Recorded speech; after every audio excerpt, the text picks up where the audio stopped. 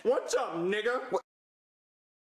You're watching Fugitive Red Eye, and welcome to another rant/random thoughts. That's right, another random thoughts. Here we go with another one, and one that I've been meaning to do for a while, and did a poll on forever ago in the server, and then I mentioned it on a community post or something, and that is my views on therapy. Now, obviously, therapy is a big field with a bunch of fucking aspects, and obviously it's a pretty all-encompassing thing to give my very broad opinions on. However, with the advent of seeing so many fucking BetterHelp ads on YouTube as of late, which, by the way, is a shady-ass company with a horrible reputation, and I'm surprised it's back. I'm surprised people are taking it as sponsorships again, but there it is. Like, I remember a lot of the shit they said they were doing turned out to not be true, and, like, a lot of it turned out to seemingly be a big scam. But, yeah, cool, people are all promoting that again. Granted, I haven't seen a ton of sponsorships, but I think I saw one on Mr. Nightmare's channel the other day, and I see ads for it all the fucking time on YouTube, and it makes me so fucking annoyed. And I do feel like a lot of the field of therapy in general is just bullshit, especially in today's day and age. Now, I myself, growing up, did actually go through some therapy when I was in high school, middle school, and a few other times in my life that they made me go through, right? And so one of the categories I'll be talking about, I learned very much firsthand. That is, one of the types of therapy, and we're going to go over a couple of different types here, is that they just over-medicate the shit out of you for the slightest thing. So, when I was in 5th and 6th grade, really started in 4th grade, but really amped up in 5th and 6th grade, I was really hyper, acting out a lot, doing all sorts of crazy shit. I threw a chair at the principal. I used to throw my shoes at teachers. I was a fucking menace. I was a fucking little piece of shit. Probably need to get my ass kicked back then, right? Chased a kid down the hall with a baseball bat. All sorts of stupid, crazy nonsense. However, the solution to that was I was put in an institution type thing, right? And while I was there, my insurance company had me take all sorts of different medications. One of which I turned out to be allergic to, and gave me a horrible rash all over my body. Others of which destroyed my metabolism. Now granted, I probably would have been a fat fuck eventually, right? But I used to be thin, believe it or not. Like, I know that's hard to believe looking at me now, but I used to be pretty fucking thin. And there was this pill they put me on called, I think, Abilify, that fucked with my fucking appetite, made me hungry all the time. And when I was younger, I used to just be able to eat whatever the fuck I wanted and not gain a pound. But after that, I started to gain a ton of weight. Now, you could also argue it's because I was getting older and genetics and stuff, but it definitely had a correlation there. And obviously, my diet is trash. Like I said, it was inevitable anyway, so I'm not blaming it. I'm just saying there's definitely a correlation. Like I said, I would have ended up like this eventually. But yeah, they had me on this cocktail of medications. They also had me on fucking Zoloft at one point, which is an antidepressant. And they diagnosed me with all this shit, some of which I don't think exists, like ADHD, OCD, ODD, which is oppositional defiant disorder, which basically just means you don't like authority. And I think it's really fucking convenient that they treat that like a disorder. Now, granted, I think that there could be an argument that with some people it might be, like with King Cobra JFS, when he turned 18, he's like, fuck you, Dad, I'm not brushing my teeth anymore, and then you look at how fucking awful his teeth are now.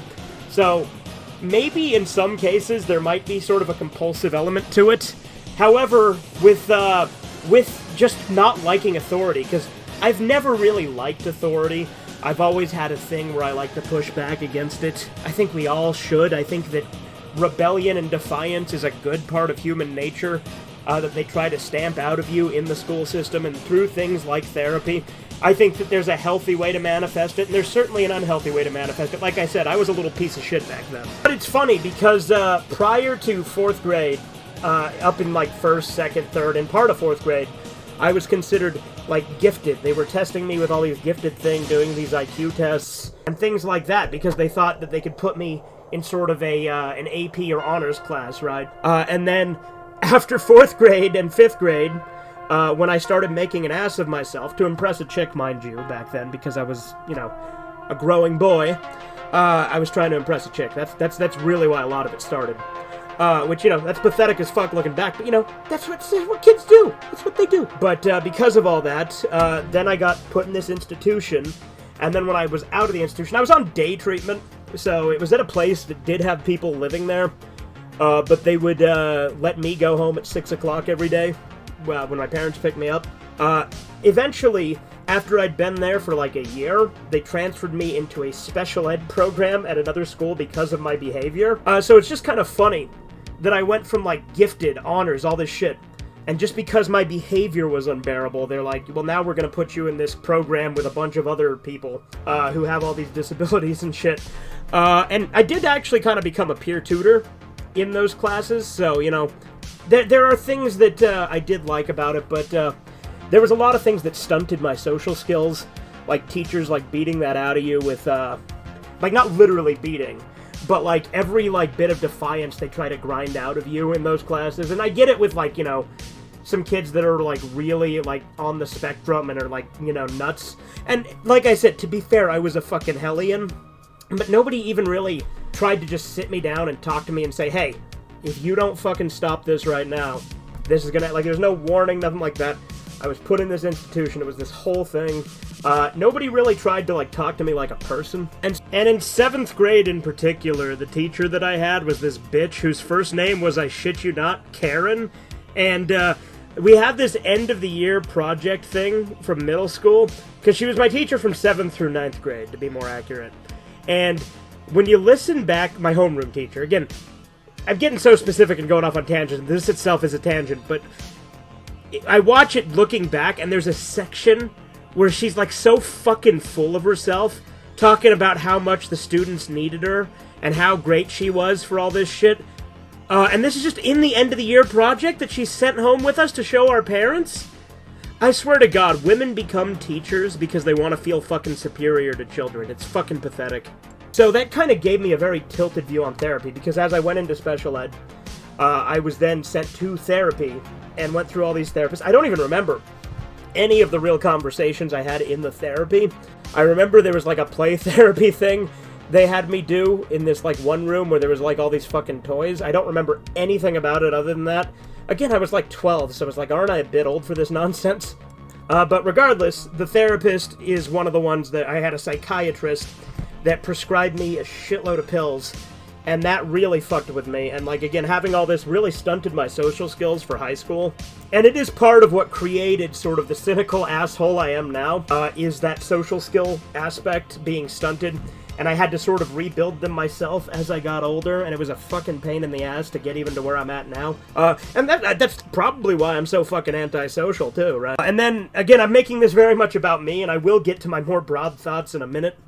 But another thing I noticed, besides all the medication, again, I don't remember a lot of the stuff I talked about, but I do remember what they talked about. And one of the things I've noticed in modern therapy, and keep in mind, when I say modern, take it with a grain of salt, because I haven't been in it in quite a few years at this point. But everything is about validation, and how finding validation is good, and they want to validate you on everything.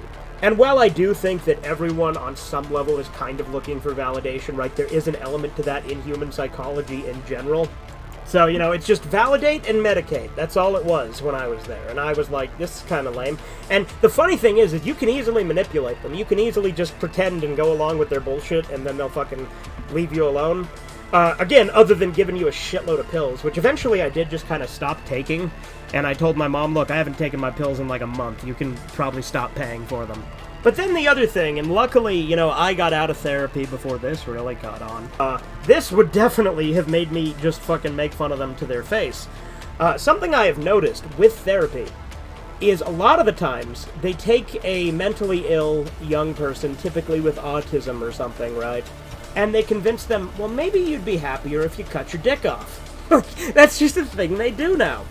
Because if you notice, there's a statistical correlation between autismos and trannies. And I do think therapy is partly to blame for that. Like, there are multiple facets, like how much it's pushed in media, some of the shit that teachers and stuff do, because teachers, you know, like to groom kids and do all sorts of fucked up shit to them. But therapy is part of the blame, too. And I've seen this because one of my brother's friends, who I kind of consider a friend, I'm not, like, super close to him, but he was a chill guy, was having his own problems. And this guy, his therapist told him, well, maybe you're a woman. And he went several years identifying as a woman. Now, he was chill about it. He didn't care that I didn't address him by the things he wanted to be addressed by. and things like that. He was chill. But at the same time, he was never happy because of it. And eventually he would go back to using his old name again and, you know, stopping with that. I do think he was taking, like, estrogen, but not, like, by a lot, because there wasn't, like, a massive change. It wasn't like some of the insane, like, amounts of this shit you see people taking now. This was, like, early to mid-2010s, I think, that he started this. It might have even been late 2000s. It's been a minute. I want to say it was mid-2010s, though, like, early to mid-2010s, I think. And I'm glad that he finally was able to accept himself and actually stop going on with this nonsense, because he saw it for what it was. The therapist was the one who suggested that to him. And I've seen that a lot, too. Like, again, it's all anecdotal, I'll admit, but these are people I've met that they go to therapy, and then the therapist convinces them, well, maybe if you tried changing your gender, that would help. It's funny, like, people see my South Park video and hear me use the term trans agenda, and then get fucking horrified that I say that and act like I'm crazy. But again, I've seen this. I've seen this in people I know, and people who I actually like. Like I said, I like this guy. He's a chill guy. But it was definitely something that fucked with his head. Again, it wasn't an idea he came to on his own. It was fucking planted there by the therapist. So there's another one, right? Validate, medicate, emasculate. That's therapy now. Now, was there ever a time when therapy was good? I mean, I always think therapy has been largely a fucking bullshit field. There was that one guy, I don't remember his name. Okay, just looked it up. It was Gert Postel, that was the guy's name, who made up a bunch of credentials and disorders that he had supposedly discovered and diagnosed, and just completely trolled the entire, like, academia of psychiatry. He became a really respected, like, authority figure in it, and he was just fucking with them, making shit up. So that tells me right there that therapy is largely fraudulent and bullshit, so that someone could do something like that. Now, to be fair, if we were talking, like, more Freudian psychology, you know, trying to get to the root cause of problems, I think that would actually be a lot better. But everyone in this day and age acts like that's all discredited, that's all nonsense. Everything's a chemical imbalance now to these people, which is fucking retarded to me. Everything to these people has to be a chemical. That's why you gotta medicate it. That's why we get pills like fucking candy. Whereas, you know, back in the day, they used to try and get to the root cause of it, and I actually think that that is a good thing. People say root cause is a fallacy, as if psychological events in your life, trauma, and experiences aren't what make your very mental makeup. Like, it's fucking stupid that people think just medicating and validating is the proper way to go. Psychology used to be a field that was actually really interesting when you had people like Sigmund Freud, Carl Jung, things like that. And, you know, there's things I disagree with both of them on, and things that were still hokey and bullshit with them, too. But at least it was more interesting than the fucking validation culture that we have now, and where everyone has to be told, you know, oh, well, maybe you'd be happier if you cut your dick off. Like, again, I'm being a little facetious with my phrasing there, but that is basically how it is. Or they'll validate you on everything, be like, yeah, you're valid, you're valid. It's like, look, I think there is something to be said in finding validity in yourself without having to get others' approval, because others' approval is not something you can ever control. But, like, they would encourage me to validate others and stuff like that when I was in therapy, right? And it's like, is it really healthy that I have to validate someone else? Now, granted, if someone is, like, you know, close to me, or, like, I'm talking to someone, I'm obviously gonna try and, you know, be reasonable, courteous, and respectful to a degree, right? Like, I don't really like to use the word respect in this context. I prefer to say common courtesy, because I think there is a base level of common courtesy you should have with everybody. And I'm not very good at giving praise, but I do give it on occasion, because I think it is something that does help people understand that they are appreciated. So I'm not saying that's completely out the window and doesn't matter, but when that becomes the entire basis of everything, that really pisses me off, because it doesn't actually help anything, and it contributes to this whole, you know, everybody's a winner kind of mentality that we have in society. So yeah, like I said, I don't have a particularly high view of therapy. I see all these ads for fucking BetterHelp, which is a fucking shady-ass organization, which, again, seems to be kind of a scam. Again, that's just my opinion. I don't know, I've never tried to use it, but it doesn't seem very reputable. And I think most people would agree. And again, seeing people promote it and sponsor it, again, is pretty fucking stupid. And again, I think that realistically, what is my solution then? Like, again, I don't think there's an end-all be-all for everyone, because everyone is different with the way that they are made. Like, right, like, You know, there's genetics, there's environment, upbringing, experiences, location, you know, social class as far as money and things like that. Like, there are various factors that contribute to someone becoming who they are. Like I said, all the bullshit that I went through with therapy back in the day made me into the cynical asshole I am today. So I don't think there's just one end-all, be-all to try and find solutions, and I understand that not everybody has a support net, but I think, for me, if you want to talk about problems you have, that's something that's best done with someone you trust and know, like a close friend or a relative. And I realize that not everyone has the luxury to have that. So obviously, again, there's not a solution for everybody, unfortunately. I think sometimes keeping a journal, things like that can help. Or, you know, even to an extent trying the Socratic method yourself. That's something I do all the time when I'm trying to wheedle out any potential hypocrisies in my own thought processes, because I think everyone is a hypocrite to a degree. So, you know, sometimes just stopping and asking, why do I think this? And what made me think this? And how is this different than this if it's something that is a perceived double standard? Things like that. I think it's very healthy to question your own thoughts. But at the same time, I do think at the end of the day, people do just kind of need to realize that the only one you can rely on is yourself fully. Again, if you have the luxury to have someone you can offload some of that on, then I think that's really good. But at the end of the day, I think a lot of the problem is because we've come as a society so obsessed with, like, being nice rather than being right, and validation rather than, you know, any sort of merit or anything like that. And again, there are extremes on both ends of this, and I do think, you know, if you're like a parent or something, I think you should validate your kids to a degree, right? But at the same time, if your kid starts saying some crazy shit, you tell them they're being kind of crazy, because it is your job as a parent to guide them. And that's a problem I have, is again, not just with the trans thing, but that is the example that leaps most to my head, is validating these delusions is definitely dangerous, because, especially people at such a young age, because it wrecks them mentally and physically, and, you know, if they start taking, like, hormones and things like that, it causes irreversible damage. So there's a lot of problems. But again, that's not the only issue. Validating delusions is just a common thing. Like, I'm not just talking with that. That's just obviously the most obvious one that comes to my head at the moment. There's plenty of narcissists who just surround themselves with yes men to make their own egos placated, and that's kind of the same thing, too. Because there's plenty of people who go through life without ever being challenged, and so then they're out of touch with basically everybody else. So, again, that's not the only example. I just think that at the end of the day, you have to learn to cope with stuff on your own. You have to, again, if you have a support net where you have people that you trust and care about, maybe find someone that you can talk to about this shit. I've had the luxury of having several close friends and relatives that I could confide in. And, you know, I'm not going to pretend that everybody has that luxury, and it is definitely a blessing in my life. But at the end of the day, it is something that I think that is good for people to have. And if they don't, then like I said, you could try sort of thinking through your own thought processes, maybe turning to faith. Again, I am a Christian. I don't go on about it a ton. I've gone on about it in recent videos more, but maybe seeking some sort of purpose or meaning through faith, or even if you just find something you're good at and things like that too.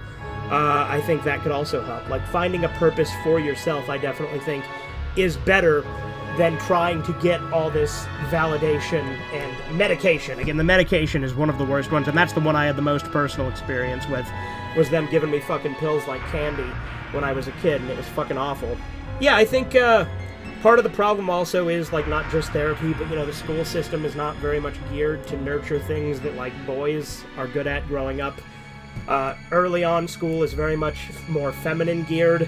Whereas, you know, when you get to high school and things like that, it tends to balance out, and then boys start to do a lot better in things like high school. But, you know, we're told, you know, ADHD and all this stuff, and again, I'm not going to pretend that there aren't, like, attention problems kids can have, and that there can be, like, a medical reason for that. Although I do think that a lot of it is also intentional, with things like TikTok, Reels, Shorts, and things like that, meant to make us stupider and have less of an attention span with this short-form content out there. But at the very least, it's very radically overdiagnosed. Like, I often say ADHD doesn't exist. I don't know that that's actually true, but it is kind of the vibe I get because it is very, at the very least, it is very overdiagnosed, and I don't just think throwing Ritalin at children is the right solution either. So, yeah, I don't have high views on therapy. I hope that this video covered all the ground I wanted to and that you guys enjoyed. Have a good one. Toodles. That sucked. I'm sure glad that's over with. I'm gonna fucking die here, Jack! Subscribe to Fugitive Red Eye.